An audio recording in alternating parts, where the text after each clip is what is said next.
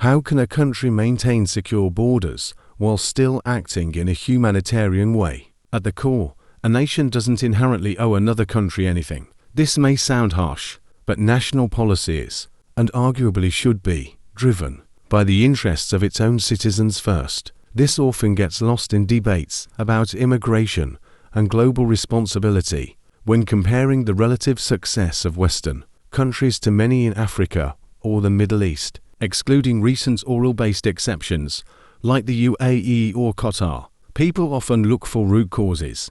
One controversial argument is that disparities in average national IQs might partly explain differences in development. This theory suggests that intelligence is influenced both by genetics, possibly 50 to 60%, and environmental factors, around 40 to 50%, such as education, nutrition, and infrastructure. In this view, while environmental changes can improve IQ levels, they might only go so far. Some theorists argue that cognitive capacity has evolutionary roots. One example is the cold winter theory, which posits that human populations in colder climates, like prehistoric Europe, were pressured to develop long-term planning, cooperation, intelligence, and delayed gratification in order to survive harsh seasonal changes. In contrast, warmer climates, like those in sub-Saharan Africa, did not exert the same evolutionary pressures,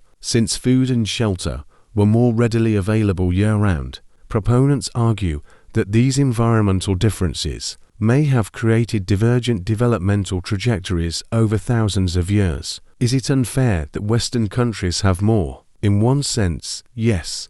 It's a result of geography, history, and evolution, not moral superiority. But others argue that this success was earned over generations of hardship, for example, by people who survived brutal winters in prehistoric Europe without modern shelter, heating, or agriculture. These struggles, they say, shaped the traits that led to long-term societal success. So, do Western countries have an obligation to share their wealth or open their borders? That depends on whether doing so undermines their own stability. Critics of mass immigration argue that when people from vastly different cultures enter a country in large numbers, integration often fails. This can lead to parallel societies, increased crime, political polarization, and even civil unrest in extreme cases. They emphasize that not all cultures are easily compatible, and that diversity without cohesion can create instability.